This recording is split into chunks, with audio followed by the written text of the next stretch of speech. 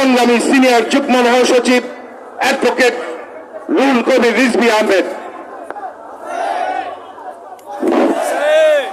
থামুন থামুন থামুন।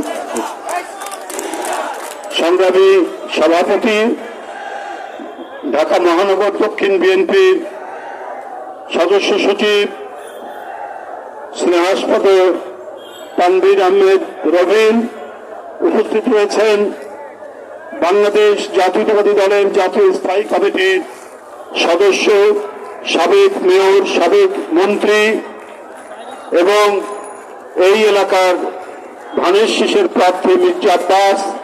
উপস্থিত রয়েছেন সংগ্রামী যুগ্ম মহাসচিব অ্যাডভোকেট আব্দুল সালাম, মীর শরাফত আলী শুভু সহ ঢাকা মহানগরীতে যারা প্রার্থী হয়েছেন দক্ষিণের, তাদের প্রত্যেককে আমি ধন্যবাদ জানাচ্ছি উপস্থিত হওয়ার জন্য এবং এই প্রতিবাদে অংশ নেওয়ার জন্য।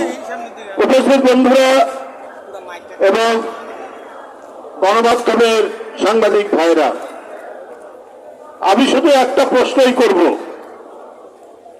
যে ঘটনা ঘটার 2-1 ঘন্টার মধ্যেই ফেসবুকে একটা পোস্ট আসলো, এখানে যিনি দাঁড়িয়ে আছেন বিএনপির জাতীয় স্থায়ী কমিটির সদস্য মির্জা আব্বাসকে উদ্দেশ্য করে উনি গ্যাংস্টার, অমুক তমুক ইত্যাদি ইত্যাদি। তাহলে এই এলাকায় তো আমরা দেখেছি ওই রাজনৈতিক দলের অনেক নেতা এখানে বসবাস করেন, তো তারা কেন ক্ষতিগ্রস্ত হননি?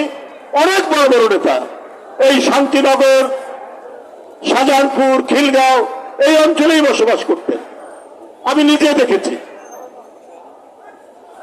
তারা